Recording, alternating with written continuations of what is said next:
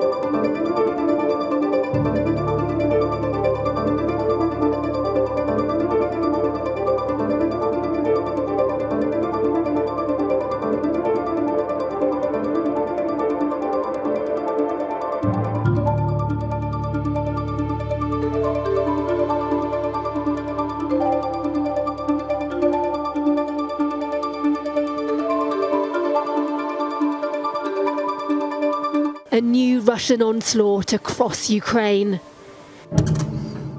Missiles and drones strike critical infrastructure in the biggest attack in months. Amid the carnage, though, a breakthrough in American military support.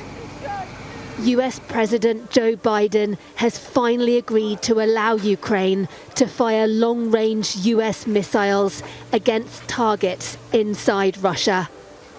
Ukraine's leader signalled their use is just a matter of time.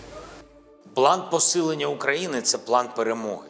The plan to strengthen Ukraine is the Victory Plan, which I presented to our partners.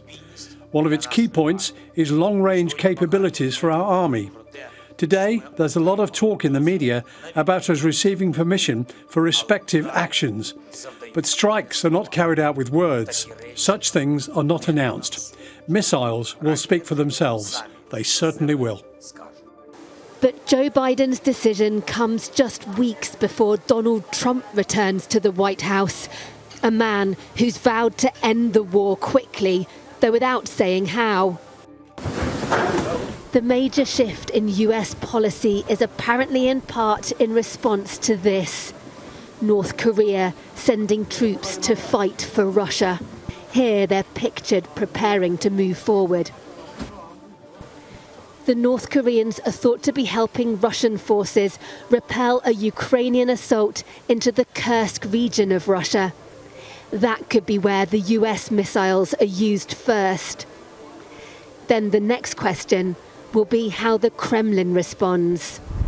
Something that will surely be discussed on the sidelines of a meeting of world leaders due to take place here in Brazil amid tight security. Russian President Vladimir Putin has repeatedly warned the West they'd be playing with fire if they allowed Ukraine to use their long-range missiles inside Russia, even saying it could start a global conflict.